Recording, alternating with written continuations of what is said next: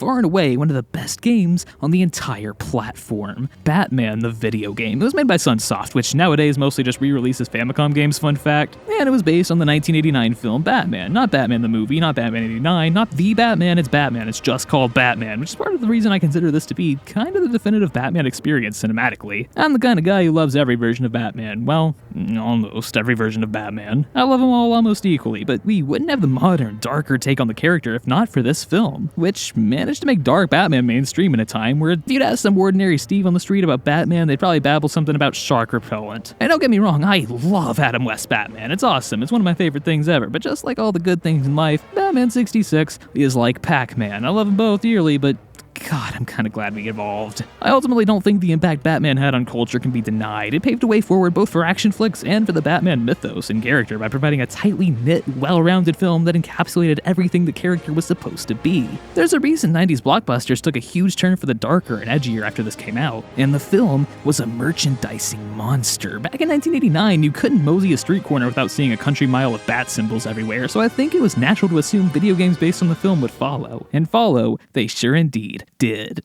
Maybe too much. This is where we are now. A game based on a movie based on comic books. I want you to close your eyes for me and imagine everything Karate Kid on NES is lying on a table. Now use all your aggressive rage and flip that stupid fucking table over, and boom, you got Batman NES. Such an incredible platformer with engaging gameplay, fun mechanics, beautiful sprite work, tricky platforming, and one banging soundtrack. It's a game that's so good, it's considered one of the core titles of the NES library by many, which at the time had never happened for a movie licensed game before. It was unreal. Now, the game is kind of weird in terms of being film accurate. The sprites and assets all look like Tim Burton's Batman, but the plot and structure don't really follow the movie until the very end with that Joker confrontation. There's a lot of weird stuff thrown in here, like new mini-bosses and whatnot, and beyond that, none of the film's soundtrack is used, which on one hand is a total shame, since I consider Danny Elfman's Batman soundtrack to be one of the best original film scores of all time, but on the other hand, the new soundtrack totally rocks. It's real boss-level stuff. It is so good. So it's weird. As a video game, 7 out of 8, fantastic, but as a movie license game, it falters in some areas, so for me, this is a rounded, I guess, 6 out of 8 nuggets.